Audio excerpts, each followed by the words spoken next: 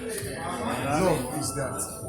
Fundamental understanding that Yeah. those boundaries that we are so affixed to were imposed on us by colonial masters. And that's what Colonial they divide and rule on a regular. That's what they do. So that's why they say, oh, you are Jamaican, you are Zimbabwean, you are from Cuba. They don't want to. They don't want to tell. They don't want to tell us that we are one. They want to put that political division in it. So we know, against ourselves. Like, And we do a good job on it. how could you very good job and that's fucked up? How could we be? How this part of you could be against this part? We won.